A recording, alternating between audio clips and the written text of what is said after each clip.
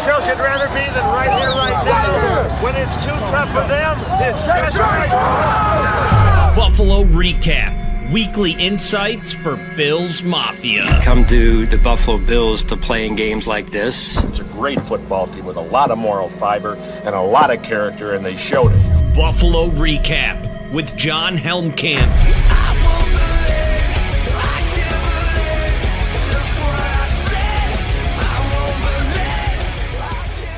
What is up, everybody? This is Jon Helmkamp, Buffalo Recap. First ever episode. Here we go. Let's do it. I'm stoked. We are here. I got my good buddy and an NFL draft wizard, Ian Cummings, at IC_draft on X from Pro Football Sports Network. How you doing, buddy?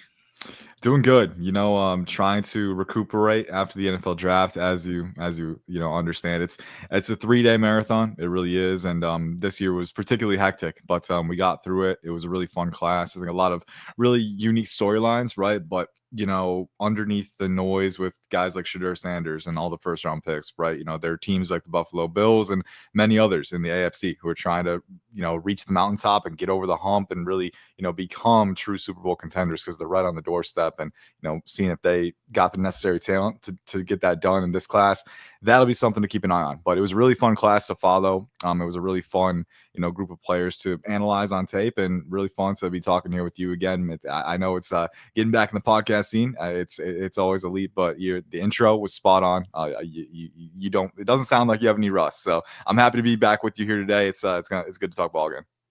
Yeah, man, I'm stoked. I'm really excited to have this show. I was on my buddy Joe DeRosa.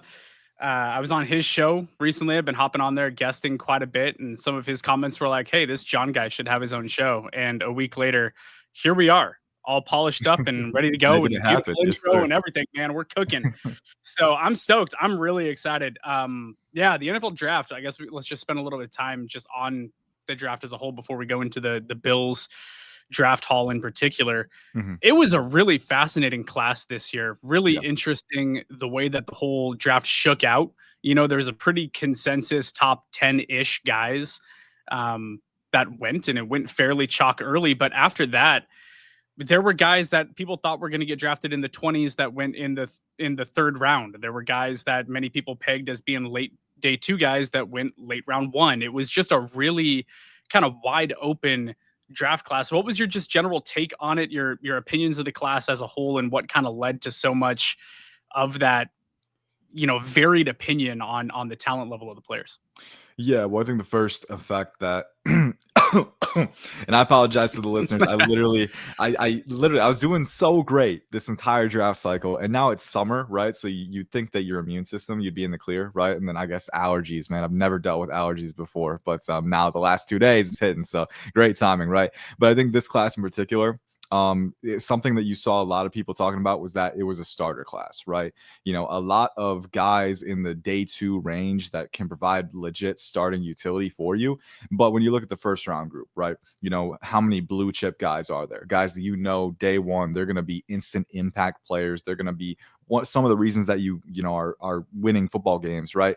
There weren't as many blue chip guys in this class. And I think that's kind of what we saw. Once you get outside the top 10, that's where I like to look at it this way, right? All 32 teams have 32 different boards. So as you get farther down the board, it starts to fan out with the amount of variables and the amount of potential outcomes, right? There's so much, diversity among the boards that, certain players who you think should go in round 3, they might go early in round 2, so that once you get to that range where the variables start to multiply, that's when it becomes a lot more difficult to predict. And I think that's kind of what we saw this year. When you have so much starter talent in that early day 2 to late day 2 range and not a lot of blue chip guys, it doesn't take long for you to get to that point where the variability just takes over. So I think, that's why you saw guys, and I know injuries were a big factor too, particularly for like the corner position. Will Johnson falling to round 2, Savon Ravel falling to round 3. So I think this year in particular, not only did we have an abundance of starter talent, so there was even more potential for variability across the board, but we also had I think a larger proportion of off-field variables like that also affected the stock. So those two factors played into it, and then you had guys like the quarterback group as well. Not a ton of quarterback talent either, so that opens up some of the board for other positions to come in. But overall, I thought it was a fun class. Anytime you have a starter class, like, it gets a bad rap when there's not a lot of blue chip talent. But look at guys like Puka Nacua, went round 5, and then he went to the Rams and became almost an all-pro right off the bat, because he was in a really good situation and he had some of the intangibles that you can't teach, along with the size and the route running versatility, right? So things like that. Look at Zach Baun, out of Wisconsin. No one pictured him being an all-pro linebacker a few years into his career, but then he goes to the Vic Fangio defense and it's the perfect fit for him. And then he builds out the rest of his game, and lo and behold, he becomes that type of player. So just because a player is labeled as a starter talent and not a blue chip doesn't mean that they can become a legit high impact guy down the line. It's just, it's a little less of a guarantee for those guys. And I think because there was so much of that caliber of player, it led to a lot of differences from board to board. I think it's a really great point. I think it highlights kind of why we saw what we saw, which was within the top 10, there really wasn't a whole lot of moving this year, because the teams that were there, they knew what they had. They knew they were within a pretty clear tier talent-wise, guys that have real high ceiling. And the teams outside of it, they knew that they were not likely going to be able to pay the exorbitant price to be able to get up into there for the guys that they wanted to take. So after the top 10, then stuff just got nutty. Then you had just a ton of trades the rest of the draft, because at that point you have teams basically just going and getting their guys, and labeling this as a starters draft, I think, is exactly why Bills fans in particular should be really happy, because that's what the Bills need. You're not out here waiting and hoping for a blue chip talent. You're like, I need this superstar at this lockdown position out of this draft class. You need guys that can come in and play a role, that have good ceilings, and maybe you do get one or two players out of this that do emerge into being franchise cornerstone type players. That's absolutely possible, and no one's saying that it's not. But the depth of the starter caliber players at positions of need lined up really well, I thought, for Buffalo. And then you saw them go and make some moves to target the guys in particular that they wanted, that had the traits that they wanted. So I think it worked out that way really well for Buffalo. And that's a great segue to just start getting into the draft picks for the Buffalo Bills, who had a whole slew of them, and they hopped around the board more times than I could keep track of. And I'm like, what's their next pick now? I had to constantly refresh and keep tabs on it. But we'll go into the first pick. You talked earlier about the cornerback position, some of the injuries, some of the kind of off-field stuff that may have impacted the draft stock of guys like Will Johnson, Siobhan Revel. Trey Amos was someone who many thought would go in round 1 that slid into round 2. The Buffalo Bills stayed pat at 30. They took a corner, and they took Maxwell Hairston, Mad Max, the smaller framed, burning speed corner out of Kentucky. What are your thoughts on him and that pick as a whole when you looked at the other corners that were still on the board? Yeah, for sure. And I think, with the corner position, the injury caveat is important here, because it could very well be that the Bills didn't clear Will Johnson or Savon Ravel or Benjamin Morrison, a few of those guys. Benjamin Morrison, he was another good one, but when that injury designation is a big factor, that can impact whether you're willing to take a chance on a guy, right? And I know the Bills have had troubles with injuries in the past at the corner position, right? So it makes sense that they'd be more averse to, not taking that risk. So, and also Maxwell Hairston, we can talk about how he is overall as a prospect compared to a guy like Trey Amos, right?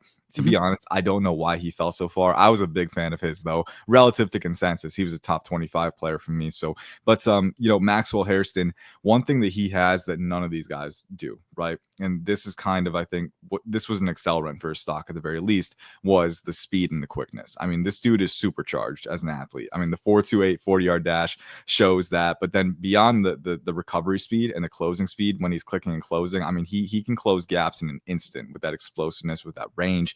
But he's also incredibly energized and quick as a short area mover. I mean, his recalibration athleticism over top breaks is incredible. He can match guys in man coverage if you need him to. Off man, he can recalibrate, realign, and then plant and drive.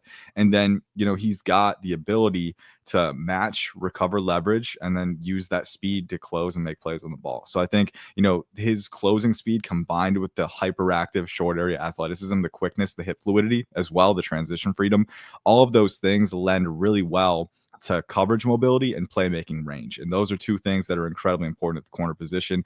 What you're not getting with Maxwell Hairston is the size, the length, the physicality that you would with some of these other guys, right? 5'11", 183. And it's weird because it's kind of a diversion from what the Bills have normally done at the corner position. Christian Benford was, I think, 6'1", over 200, really long arms. Kyer Elam, when they took him, he didn't work out, but he was a bigger guy too. So Maxwell Hairston, 5'11", 183, just 31-inch arms. So he's definitely going to be a smaller, lighter guy, and that does show up in run support. I think his tackling is a major issue, and you're going to have to iron that out if you want to be able to rely on him in run support, because theoretically the 4.28 speed should translate pretty well if you're crashing downhill, if you're taking on boundary blocks. But when it comes to decoupling from blocks and securing tackles and really converting at the tackle point, those are things that he can really improve on. So I think mainly with Maxwell Hairston, you're getting a ton of upside in coverage. Right now, the coverage utility is pretty much the only thing there. I think run support, there's a lot of work to do, but they wanted a playmaker. They wanted a guy who could play man or zone. And I think in press man, with the lighter frame and the middling length, that could impact him as well against bigger receivers. But he's got the matching athleticism. He's got the fluidity. And at the end of the day, if he has a misstep, very few guys can make up ground again and recover better than Hairston can. So it wouldn't have been the pick that I made personally. If I had all of the information and Trey Amos has a clean bill of health, I'm probably taking Trey Amos there. But at the same time, I can see why the Bills made the pick. And, having Christian Benford on one side with the size and length and the physicality to dictate and press, having, Maxwell Hairston on the other side with the closing speed, the ability to hawk over, ill-fated passes with that, range as a playmaker. And then Teron Johnson in the slot, I think they're sitting pretty when it comes to that starting rotation. Obviously, some question marks with Hairston, but overall, I can definitely see the vision. I see the upside, and I'm excited to see where it goes. Yeah, the upside is huge. And like you said, it's a pretty stark contrast and a big divergence of traits that they went this way. They had their pick. You could have gone lanky, long, alien Siobhan Revel at corner if you wanted to go that route. Benjamin Morrison is a guy that I was pounding the table for a bunch, but that hip injury, we just don't know. They might not have cleared it. We don't know what that came down to and what the decision was. But after the draft, Brandon Beane said that, they only had, before the draft, he said they only had about, I think it was 10 to 12 first round grades on this entire draft class. And then after selecting Maxwell Hairston, they said that Maxwell Hairston, they had a first round grade on. So they thought very highly of that hyper athleticism, of that twitch. And this defense is so opportunistic. That's what the Bills pride themselves on. They want defenders that are going to try to make plays. They don't just sit and be hesitant and allow things to come to them. They attack, and sometimes they get burned for it, but it also creates a defense that is right up there with the highest turnover differential in the NFL. That's the way that they want to play. And as soon as Hairston was selected, he was like, I can't wait to get the ball back to Josh Allen. That's what he said. And it's like, perfect, great. You fit exactly what they want you to do then.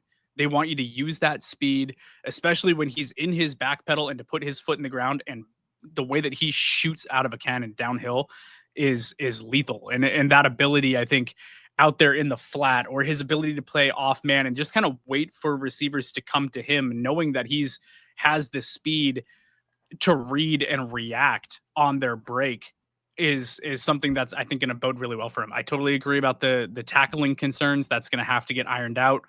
But this is a defense that I think he can really thrive in, opposite Christian Benford, veteran leadership in Teron Johnson. And, now you have, Rasul Douglas back in the building for one more year. I think it is it was Trey White that they brought back for one season here to kind of be that veteran mentor the ball hawking type mentality to kind of coach him up a little bit. I think it's a great landing spot for him.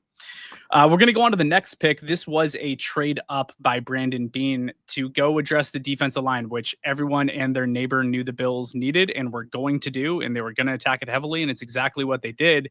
I think the player is one that surprised a lot of people, though. They moved up a decent ways to go get TJ Sanders out of South Carolina. What do you think of him and kind of his best fit on a defensive front? Yeah, it was kind of a surprising one, but at the same time, I had a feeling he was going to go higher than we expected because he's a guy who, one, has the pass rush upside that you want, with the skill set being 6'4", 297, over 33-inch arms is a pretty good combination of, one thing that I look for in the trenches when you're talking about interior defensive linemen is if you have natural leverage, which basically means shorter, right? When you're shorter, you can win the pad level battle I a have a little lot easier. of natural leverage. I have a ton. lot of natural leverage, man. Team natural leverage. You won't catch us losing the pad level battle out here. No, Like, come on. not gonna happen. But but yeah, it does help you when you're going up against, bigger offensive linemen. If you can get lower a little bit easier and just get under them and win that and load your base. And TJ Sanders, 6'4", but also has over 33-inch arms too. So pretty good combination of natural leverage and proportional length. And he can use that to, hold strong in the run game, but then also channel power as a pass rusher. And I think the one reason that, one, he's got the pass rush upside, so that would have elevated his stock, but also I think the run defense security is really high with him, right? As a pass rusher, I don't think he was the most consistent operator in this class, but you can see the potential. And then when you have a guy who that you can put him out there on early downs, if you're playing with a deficit and you need to get some stops in the run game, that he can one gap really effectively. That he can reset the line with that power profile. That he can stack and shed with the length and the torquing ability, right? So there are a lot of things that he brings to the table. He's a tree trunk in run defense pretty much. Like, he's really tough to move. And then he's got the power, the hand power at the point of attack where he can slap guys and just reset the line and occlude gaps and make tackles. And so I really like that part of his game. I think if you are going to take a guy who's still kind of putting it together as a pass rusher, and by the way, there are plenty of flashes with TJ Sanders as a pass rusher too. Like, he's got speed to power, he's got a wicked swim move too. Like, he's got a lot of flashes, right? But you're still waiting for him to be a down to down consistent guy. And I think another thing that kind of detracts from that is that his hip flexibility is one thing I would say isn't great. I think sometimes he can kind of get snagged on inside-outside counters, mainly a linear guy, but he can win with swims. But what insulates his security is that he is that really, really good run defender on day one. And then he's got the dynamic athleticism and the traits to grow as a pass rusher. So is it the exact type of player that the Bills needed at this spot? I'm not entirely sure. I think anytime you can get good run defense utility, you're going to get it, right? And we know the Bills like to use some hybrid fronts with Daquan Jones and Ed Oliver, right? Like, they can do odd front, they can do even front. I would have really liked Tyleik Williams for them, but he wasn't even there for them. That was kind of my dream fit for the Bills because Daquan Jones. I think there was a lot of talk about Tyleik Williams just being that real one tech, 330-pound, clog it up, muck it up interior guy. There's a lot of talk about that fit, and I think what I'm hearing a lot is that was kind of the target, and then TJ Sanders was the pivot. Like, I think that they wanted Tyleik to get to them or to find a trade partner to be able to move up and get him, and then he came off the board. But what I'm really interested in is kind of the fit for TJ Sanders. He's really more of an Ed Oliver. He's kind of a 3-tech type guy. He's not someone you're going to throw out there at 1-tech at right around 300 pounds. So I'm wondering about the exact fit on the defensive line. But then you look at teams like the Philadelphia Eagles who have just attacked the defensive line over and over and over again, and they're rotating guys in and out and keeping everybody fresh. And I just wonder if that was part of the philosophy of this draft class for the Buffalo Bills, saying, we don't just want like our starters and then guys that come in to spell them. We want it to just be a tidal wave of guys that we can mix and match in different circumstances for different stunts, for different looks, to really just give offensive coordinators headaches about how they're going to try to game plan for the defensive front. I'm wondering if that was part of the thought process for Brandon Beane. Yeah, and I think it very well could be. And I do think in some circumstances he can play 1-tech. I wouldn't want him to, if you're like, let's say you're doing your scouting for the next week and the offensive line you're playing, they like to run a lot of duo concepts. I wouldn't play him at 1 tech against that kind of team, because I think So not 1 tech against Baltimore. Got it. Exactly. Yeah. Okay. Like against that kind of team, if you're facing duos and combo blocks, like he'll get washed out, I think, because one, with the stiff hips, his pad level can run a little high at times. Like overall, he does have good natural leverage, but naturally when your hips are a little stiff, sometimes recovery later in reps can be an issue. And then at the same time, just being around 300 pounds. Like I think his playing weight, he can get up to 305, 310 with an NFL training regimen, but he's not the biggest guy when it comes to being like a two gapper, an absolute fulcrum, right? So if you're playing a team that's, a lot of zone blocks, like I think, being able to reset the line and move with guys, I think he can do that for sure. I think when it comes to slabbing gaps, right, ahead of pullers, I think he can do that too. But if it's duo, if it's combo blocks, probably keep him out at 3 tech, and he can play some 4i as well. So I think he does give you some inbuilt versatility. And again, I think whenever you're, beefing up the line, you want guys to have good utility in the run game. Like if you're on, if your team from a game script standpoint, if you're on your skates, if you're behind, you want to be able to take control of the game again. And I think you do that in the trenches. And I think TJ Sanders helps you with that. And then he's got some dynamic pass rush upside too. So I liked the pick. It was a little rich for me personally, but again, I can see the vision. And I think as long as you get the tricky part is finding a replacement for DaQuan Jones, because he's not going to be around. He's not going to be around much longer, right? And I think that's kind of the risk you run by taking this type of player and not someone else. But we'll get. I know we'll get into that later, because I imagine the Deion Walker conversation takes hold there. Oh, yes. But I liked TJ Sanders. I thought it was a little rich for me, but I can see the vision. Well, if TJ Sanders was a little bit rich, the trade up to that pick to take him also netted the Buffalo Bills a 3rd-round pick, 72nd overall, where they previously didn't have a third. They had 2 fourths going into the draft.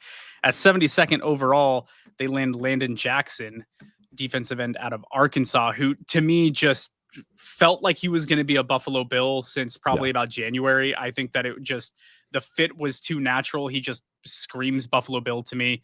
Let's see. He had a RAS over 9. He was in on a top 30 visit, and he was a Senior Bowl standout. That's the Brandon Beane trifecta of like criteria checking boxes all the way down. High character guy, high motor guy, works his tail off. What do you think about Landon Jackson as a pass rusher? Yeah, I really liked the pick. I think the value was incredible. They got him 72nd, you said? So 72, like 3rd round. Yeah, like I could have seen him going early to mid 2nd round, obviously, honestly, because like I think 6'6", over 260 pounds, over 33-inch arms. I think close to 34 at the Senior Bowl is what he was measured at, because I think his combine measurement was a little shorter. A lot of the combine measurements were a little shorter this year, so it was kind of unique. You kind of take it with a grain of salt, but the cliff notes on Landon Jackson, just from a skill set standpoint: long, super athletic, and pretty good lean mass too. And I think the tricky part with him is that watching the tape, you'd almost like him to play with more consistent power, which is not what you'd expect for a guy who's 6'6", over 260, with a 40-inch vertical too. Like he's explosive. He can get off the line really quick. I think a lot of the best reps from him are when he's outside the tackle and he's getting to use his combination of length and finesse to win around the apex. I think he has really good ankle flexion and bend capacity for his size. There are some times where he can struggle managing his pad level, but overall, I think what you're banking on with him is the upside, because again, he is very, very dynamic as an athlete. He's pretty flexible for his size too. And then when he's not, because Arkansas, they indulged his size sometimes to a fault. Like they play him at 4i sometimes. And when he's playing inside, that's when he get washed out a little bit, because then, the pad level against interior blockers, the pad level is naturally not going to be as strong. I think it's a lot better when he can attack the tackle position as a pass rusher, get his base beneath him a bit more. But then at the same time, setting the edge, you're able to play with a little bit more space, leading up into blocks. And I think that allows him to stack guys and set the edge and kind of reset the line and not give up too much displacement. So he's he's profiled well for that, 5 tech setting the edge, 7 tech and wide 9 rushing the passer, and just being that, mainly an even front defensive end, but he can play some odd front too. You know, like he has shown that he can play stand-up rusher. So I like him a lot. I think for his size, you know, you're still working on getting the consistency to a, you know, real elite level, but the flashes of hand usage as a pass rusher are really promising. I mean, he's a guy who can, you know, do chop rips, he can get around the apex. He does have the power profile to build off of that. And then his frame naturally translates to edge setting on solo one-on-one blocks too. So I really like the pick. And, you know, in round 3, no less, I thought that was phenomenal value. And if I had any reservations about the value in round 1 and round 2, I think they kind of made up for it here. I think he's a guy who could be an upgrade over AJ Epinesa on that rotation, and potentially be a starter. Yeah, I think so too. I think the ceiling is really high for him. But I think AJ Epinesa is kind of a natural comp that you get a lot to his style of play. Just kind of the bigger defensive end that converts speed to power quite a bit. Like they just, I see some of the similarities in the tape. I know that you watch tape obsessively year round. You're cranking it out. You're probably resting your eyes for a couple months. But going back to last year, watching Landon Jackson's tape, he got the better of Will Campbell on more than one occasion when they went head to head. And now you're going to get them in the AFC East, potentially squaring off on Drake May's blind side. That's fun. I just like that. I like when you get to see storylines like that carry through.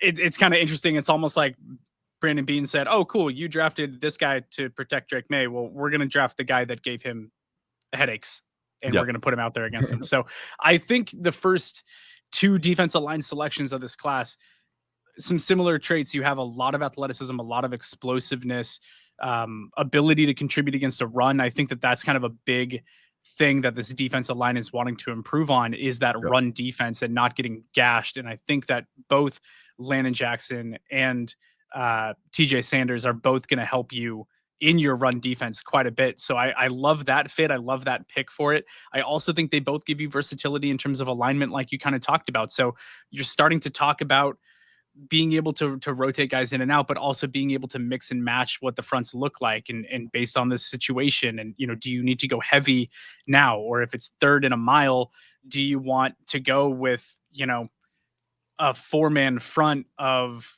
Joey Bosa, Greg Rousseau, Landon Jackson, and TJ Sanders at your 1 tech, and like a 3rd and a mile where you just have a ton of length and speed on the field to be able to account for things. I think it's really interesting. It opens up just a lot of possibilities, which I think is exciting if you're a Bills fan. I think there's now a lot of pieces to the puzzle.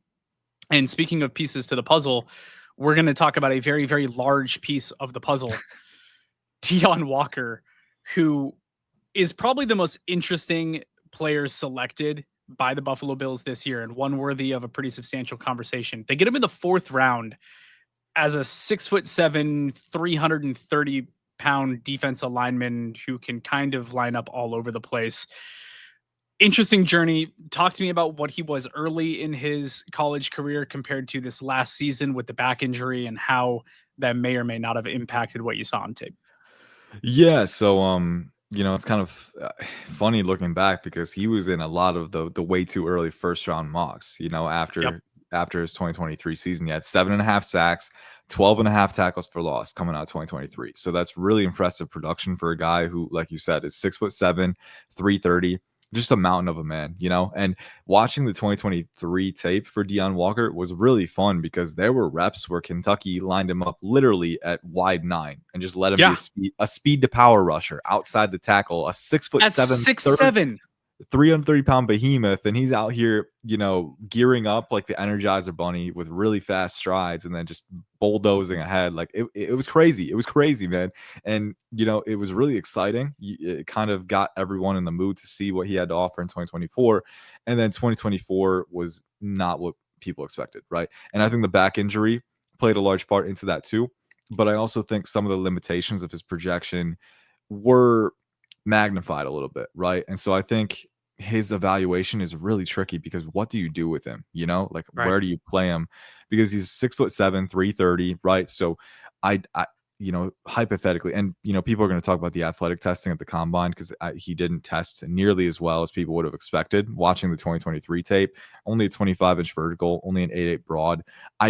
I'm inclined to believe the back injury is still nagging a little bit. That's just my belief because watching the 2023 tape, this dude he was close to an elite athlete, I think, on that tape. Like Yeah. you look at how he moves for that size, it's different. It really is. So, but that begs a lot of other questions, which are tough.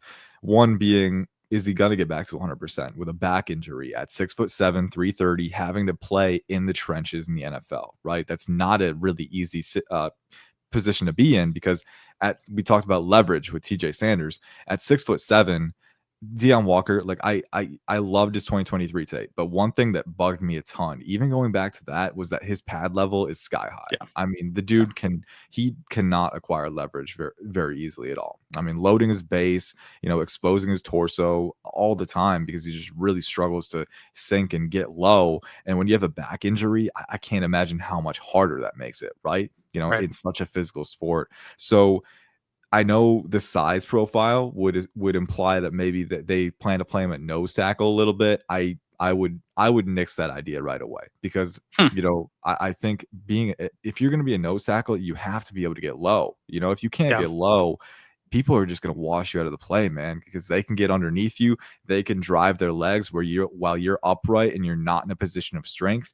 And Deion Walker, he's close to a leveraged liability in that phase, right? So I really have concerns with that. I think if he can get healthy, and that's the key, let him get healthy, take your time. I really do think there's more than what we saw in 2024. Just go back to 2023. So I would kind of use him as one of those rotating attacking defenders, right? Play him at 3 tech a little bit, play him at 5 tech if you want, let him, rush with a little bit more of a runway and attack, because when he can attack, when you're going with a running start from those wider alignments, you can get your base beneath you a little bit more. If you're at 1 tech and you've got to engage right off the snap, it's really difficult not to just pop up right if you're a tall player, right? So I think having a runway to work with will help him a lot, because he's got violent hands when he's working downhill and attacking.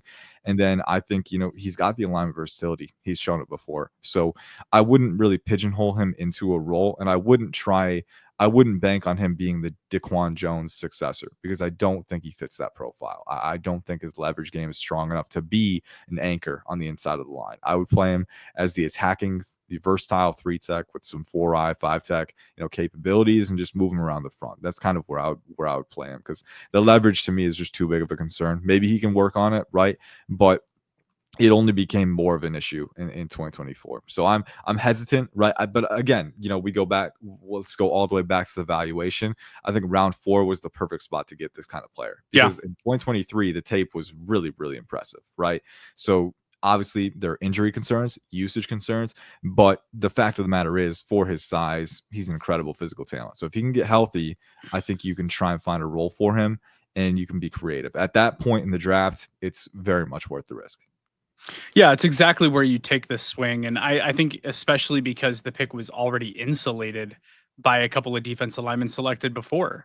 I think if Deion Walker was a pick in the 2nd or 3rd round, I would have been like, ooh, man, that is risky. That's a gamble. But I think getting him here in the 4th at, pick, what I say it was, 109th overall, outside the top 100 players, for that upside and the flashes that you saw 2 years ago. You're 6'7", throwing out swim moves and spin moves and all kinds of just crazy stuff that you just don't see from people his size. Yeah. That's fascinating. I mean, this is a sky high ceiling potential pick, but also some major red flags. So if you take the exact balance between sky high round 1 and bust, it's round 4. So exactly. That's the simple math of it. And for these bigger guys in particular, if leverage is an issue and they pop up, you just turn into the NFL scouting combines, Fred the Sled, and the guys get their hands inside you and they drive you backwards. So yeah, he's huge. Yeah, he's powerful, but you have to know how to utilize that in the NFL, going against talented offensive linemen that can completely wipe you out if you pop up too high too fast. So Deon Walker is super interesting to see how that goes, how the injuries kind of progress throughout the offseason and what he kind of looks like throughout camps as they get going. Something that hasn't been mentioned yet, I don't think, the Bills rookie minicamp gets started this weekend. Friday and Saturday is Bills rookie minicamp. So Bills fans are going to start to get little videos dropping on social media from all of the accounts about like, oh, look at this great thing that he did against Air. And it's going to be really, really exciting. But you always love it. I mean, just seeing them in the jersey for the first time is always fun. For sure. And I will say for Bills fans, like it's okay to be excited. It's the offseason. Yeah. Right? You know, only one team wins the Super Bowl every year, right? So don't stress yourself out. Don't withhold excitement because you know you don't want to get tricked. Like, hey, it's fine. This is Kool-Aid season. Drink it. You know, who cares? And this is the Super Bowl season, though. It's gonna happen. Exactly. So yes, absolutely. Hey, I'm rooting for you guys. I am. My uncle's a Bills fan too, and I know you know Josh Allen deserves to get it, but more importantly, I mean, I think the team is still close. So I think they've got a lot of returning pieces. I am, if I could pick a team in the AFC, I'm not just trying to win brownie points. I would like to see the Bills do it. Let's go. Love to see it. 5th round pick. This is a really interesting one to me. Championship pedigree out of Ohio State, kind of a bit of a Swiss Army knife defensive back, Jordan Hancock. Really interesting profile, right? Just a lot of experience, a lot of leadership traits. Those things probably stand out to Brandon Beane and Sean McDermott as things that they look for. You're looking for, you know, character and work ethic and stuff like that. What do you think about Jordan Hancock and just kind of the ability to play nickel and free safety and just kind of everything that he brings to the table? Yeah, he was a player that I thought he got slept on like all through the process, to be honest with you. I think he was the top 100 guy for me. So getting him in middle of day 3 was really appealing. And I think, you know, there are some things that show up on tape that looking back, like route responsibilities, things like that, sometimes they'll kind of freestyle a little bit and take chances. And, you know, I think you want him to improve his discipline at the NFL level. But I did see an intelligent player. You know, I did see a really versatile player. I think, like you said, he can play nickel, he can play safety. His athletic profile is off the charts. I mean, he was around, I think, close to 6'1", maybe 190. I think had over 31 inch arms, maybe 31 and a half, close to 32. So he's a pretty well-sized guy. He ran a 4.4 at his pro day. He had over 40-inch vertical. So dude is explosive. He's fast and really physical coming downhill as a nickel defender. That's one thing that I loved about his tape. He is more than willing to, you know, slab, crack, and replace blocks on the play side. You know, he'll surge downhill and make solo tackles. I mean, he's that kind of nickel defender where you know that he can size up physically, but then he's also got really nice fluidity, coverage mobility when it comes to playing in space and off man and zone, and that translates to his safety ability as well. So really, you have the Swiss Army knife ability. I think, you know, two things: the route discipline, right, and not free playing too much, and, you know, maintaining his positioning, and, you know, knowing when to pass and carry and things like that. And then also as a playmaker at the catch point, I think he's still improving there too. I think he's shown that he can make plays, but, you know, when it comes to getting his head around and playing positioning, again, you know, still some inconsistency there. So I think, you know, when it comes to converting and, you know, being consistent, there are some issues which have gone back a few years, but athletic profile is, you know, really solid, A+. And then he's got the versatility to play nickel, field safety. He's got the physicality in both of those phases. He's got really nice coverage mobility when it comes to fluidity and agility and corrective athleticism. And then again, at the same time, the flashes are there. The high-end flashes are there. So I like that pick a lot. I don't know where exactly he's going to file in for the Bills. I think, you know, early on, he'll probably be a versatile depth piece for you. Like if Teron Johnson goes down, you can play Hancock in the nickel in a pinch, because that's probably his best position, I think, is the nickel spot, where he can play off man zone, he can match guys, he can be physical, and he can be that two-phase playmaker for you. But he's got the versatility to play safety. I mean, he was rotating onto the back end in the national championship game. He's playing two high, even some single high for them too. So he's got the range and the fluidity. I like that pick a lot, man. I've been burned before, but looking at Jordan Hancock, and every draft analyst has, right? So you learn from it with each experience, but I just look at the athletic profile, the versatility. If he can improve as a playmaker, if he can just, you know, grow a little bit more, mature a little bit more as a player, I wouldn't be surprised if he's taking starting reps at the safety position and rotating down. I like that pick a lot. I think the Bills were really savvy to get that value.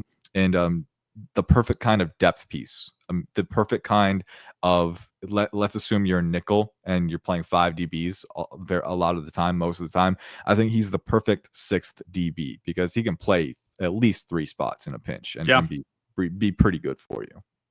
When you look at his snap alignment this last season, 200 snaps deep at safety, 419 at the nickel spot out of the slot, 94 down in the box, a handful of snaps out wide at corner. In 2023, he had 90 snaps out wide at corner, including 91 in 2022. So he's lined up all over the defense at Ohio State. And I think, like you just said, this is your perfect 6th defensive back because if someone goes down injured, he can play 3 of the spots.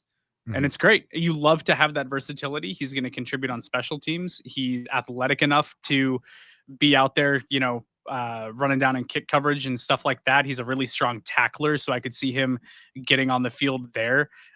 Real tendency to punch the ball out too. Like he rips it. He plays through the whistle. Everything about like the compete, the intelligence, the versatility. Those are all Sean McDermott, Brandon Beane principles that they covet on defense. So this is a great plug-in piece. And like you said, you saying maybe he competes for starting reps at safety is spicy, but I don't hate it at all because the safety position, especially long-term, is definitely not locked up for the Buffalo Bills. I mean, they want to see Cole Bishop here in year 2 take a big step forward. And I think that last year, if Bishop didn't get hurt in training camp, Bishop was in their plans to be a week 1 starter. I think that that's the way that they wanted it to go. But because he missed so much time in training camp, he got behind the 8 ball there and it took a long time for him to get on the field. But DeMar Hamlin's gone. Yes, they love Taylor Rapp. They want to see more out of Cole Bishop, but Hancock could be your number 3 safety on this depth chart, and he could push for some reps there. And again, if someone gets injured, he fills in, and maybe he doesn't give the job back. So you just don't know how it's going to go. But I love the value there for everything that he brings. That pick is one that just makes a lot of sense and is smart. The next pick just makes me smile ear to ear if you're a football guy. Jackson Hawes, the road grading tight end out of Georgia Tech. Tell me why he shouldn't be my new favorite player. Why he shouldn't be? I don't have an answer for you, man. I really don't. I think your perfect tight end 3. He's going to be, again, like one of the best blocking tight ends in the 2025 NFL draft class, and this is one of the most fun picks to evaluate because like it's really simple. Like why the Bills picked him. It's just pancakes, man. It's just getting that breakfast food, putting a little syrup on it. Like he's one of those guys who, again, he's not an elite athlete, but I think he gets out well enough. He can play in line, he can play a little bit in space when it comes to blocking, getting out in front. And again, he's just a finisher, man. He's physical. I think he's got a pretty good size profile too. So it's a really simple pick. You're not going to get a ton of receiving upside with him, right? And I think that comes with the territory. I think he can be a serviceable tight end 3 when it comes to receiving. Some dump and dish throws, close to the line of scrimmage where you can use that physicality in the rack phase maybe, but not a dynamic separator or an athlete right in the vertical plane. He's not going to be a seam buster or anything. He's just going to be a guy. You got Dalton Kincaid as kind of your 1.5 personnel guy who can be that versatile player. Ideally, if he can take the leap this year, and then you've got Dawson Knox as your really, really quality tight end 2. And then I think Jackson Hawes files in perfectly as the tight end 3, who I think ups your run game ability right away, right? And ideally, you'd have guys who can block and be a pass catching threat because that can put the defense in a bind as far as what to expect. But I think Jackson Hawes does have enough rack utility in the short range where maybe he could provide that, right? I think athletically, there's definitely a cap there. The main utility is going to be with the blocking.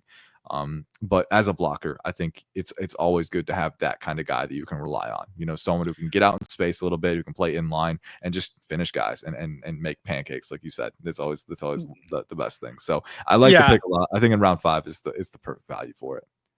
It's a great place to take him, and he has a very specific role on the team.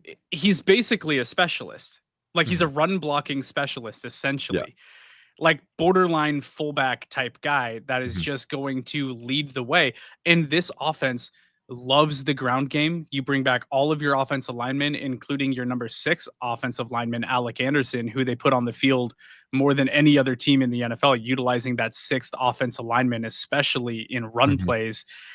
And now you put Jackson Haas out there. I can just envision so many styles, so many plays, so many like powers or pulls or pitches or whatever, where you put like Anderson shuffles across the offensive line to the opposite side, and then Anderson, you know, cuts across in front. Now you have like Anderson and Haas in tandem leading this run around the edge and opening up these massive lanes. Like so many things schematically you can do when you have guys out there that pride themselves on their blocking, like Jackson Haas does. He says like he blocks with like laser eyes, or he wants to like steal their souls, Yep. or I forget exactly what the quote was, but like he just loves blocking. Like You can tell. one of You my can tell when they love it.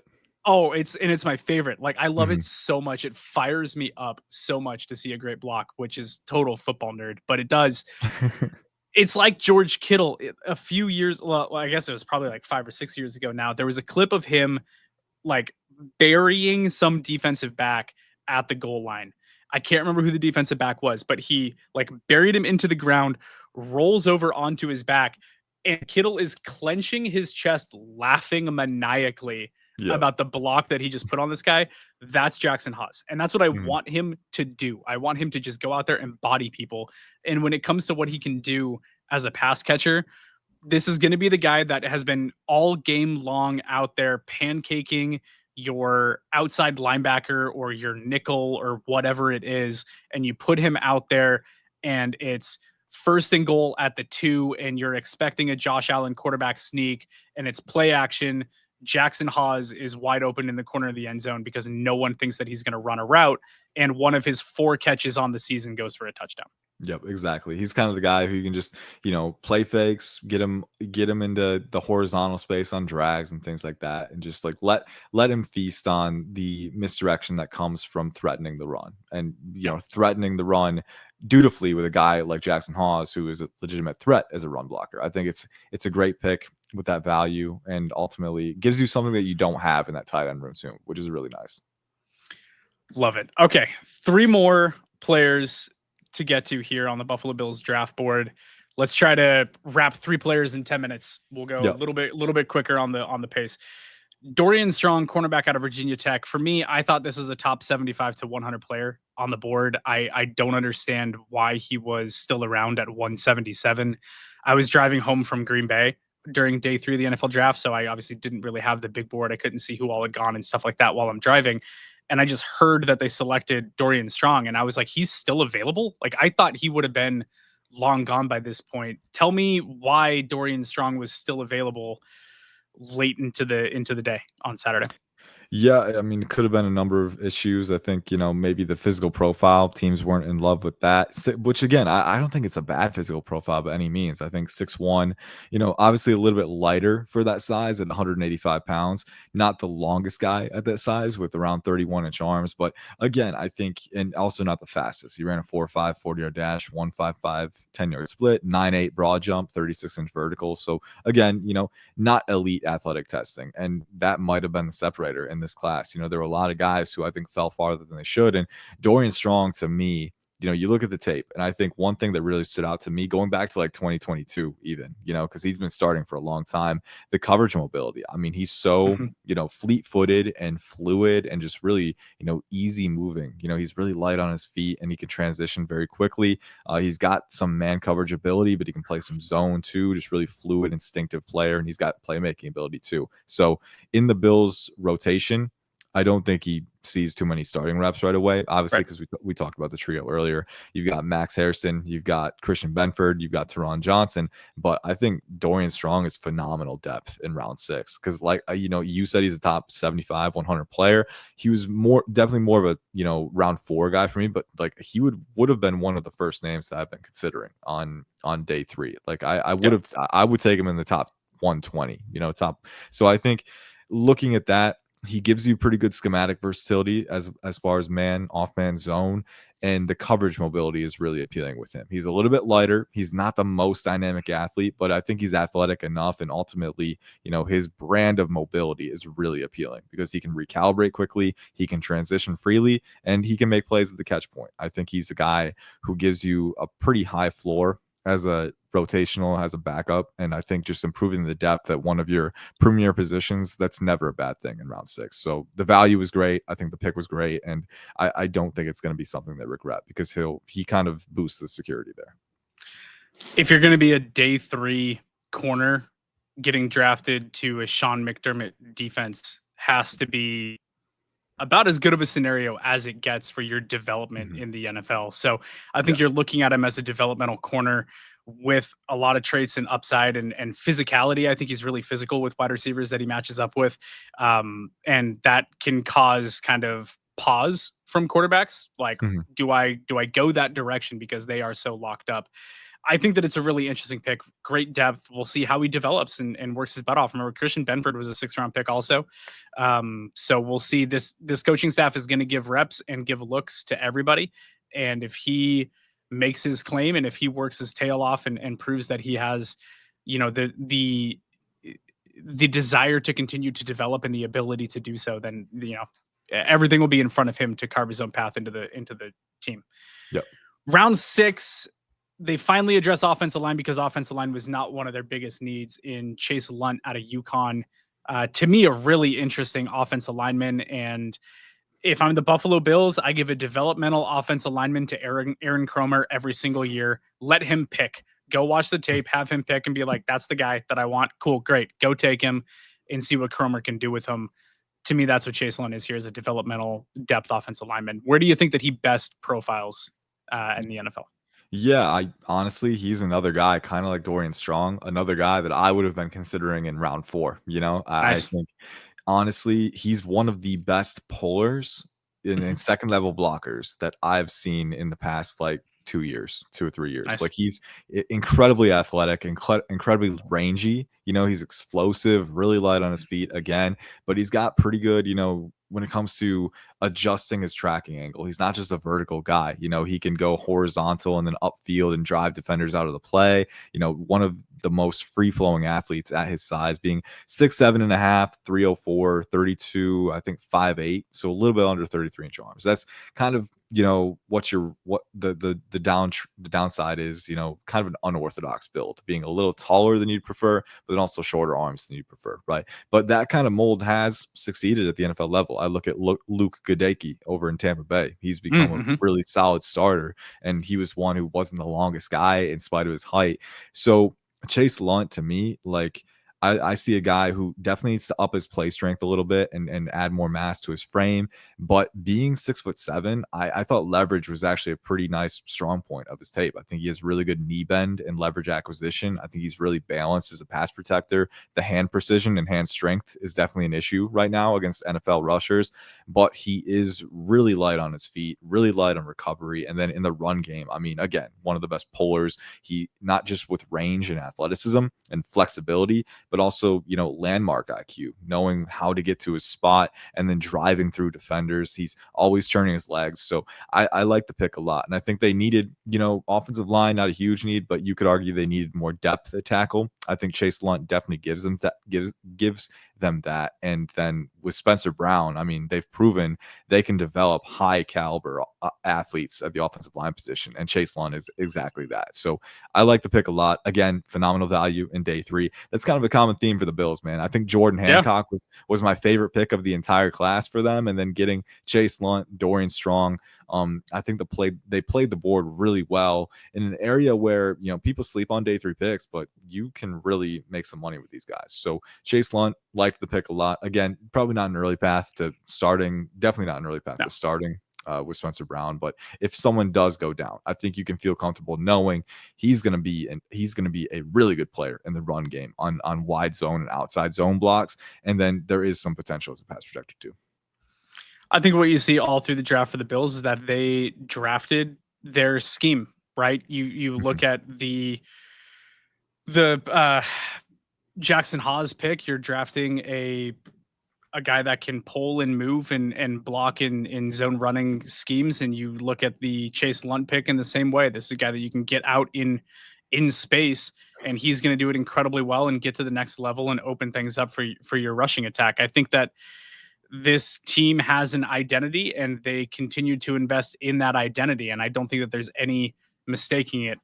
the last pick that they made, hey, guess what? The Buffalo Bills did take a wide receiver in this draft class, Bills fans. Caden Prather out of Maryland. Really a dart throw of a big body outside wide receiver, in my opinion. But what do you think about him?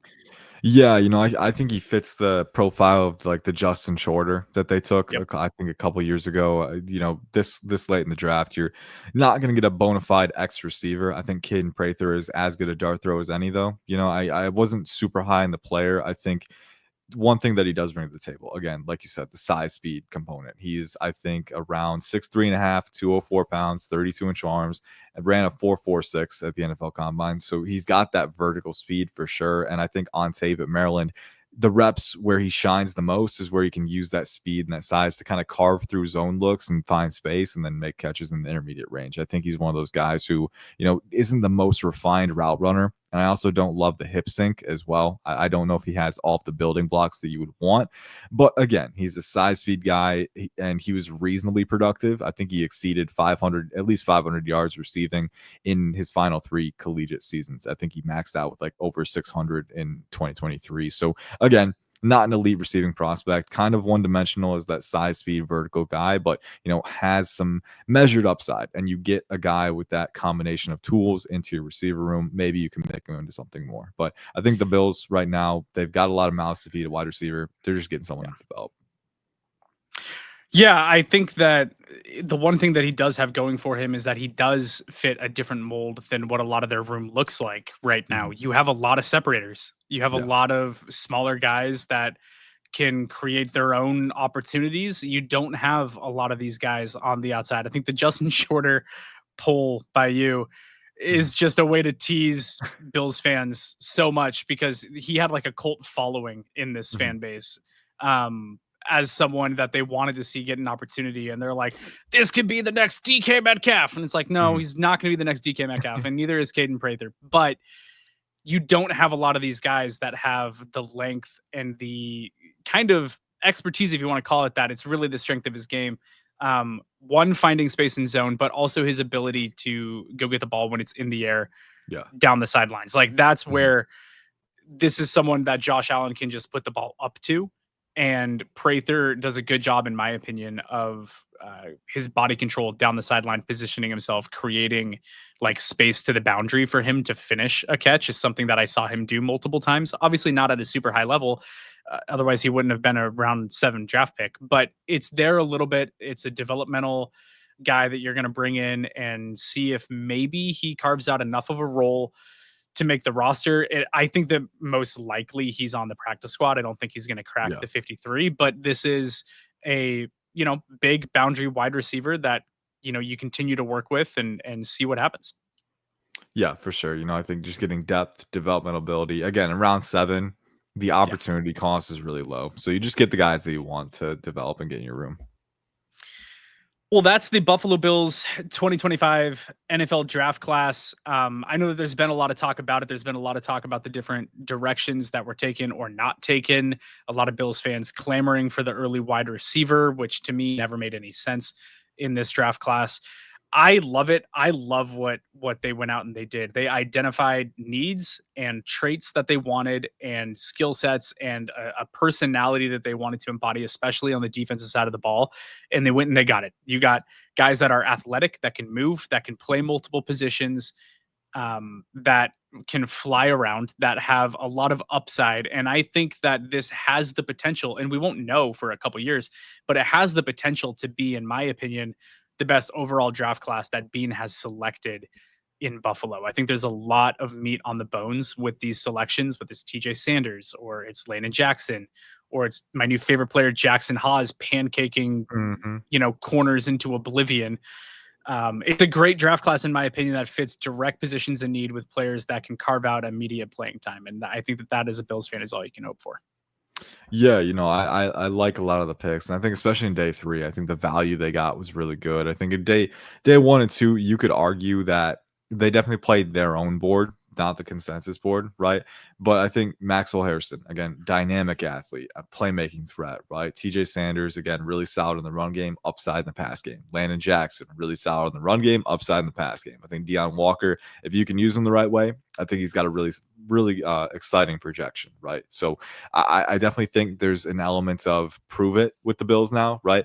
Last year's class didn't get the immediate returns that you would have expected. You know, aside from Keon Coleman, there wasn't too much immediate production from that group. So obviously want to try and get more from this one, and I think they can. I think especially with Harrison's going to be asked a lot of, Landon Jackson will have a lot on his plate, and then some of the guys on day 3, Hancock in particular, I think you could see him earlier than expected, and down the line, especially, they needed to beef up the defense. That was kind of the big thing. Beef up the defensive line, get dynamic playmaking ability on the back end. I think they accomplished those things, and now it's just time to see how the pieces come together. Definitely. Well, thank you so much for joining me for the maiden voyage of this new show. Super happy to have you here, man.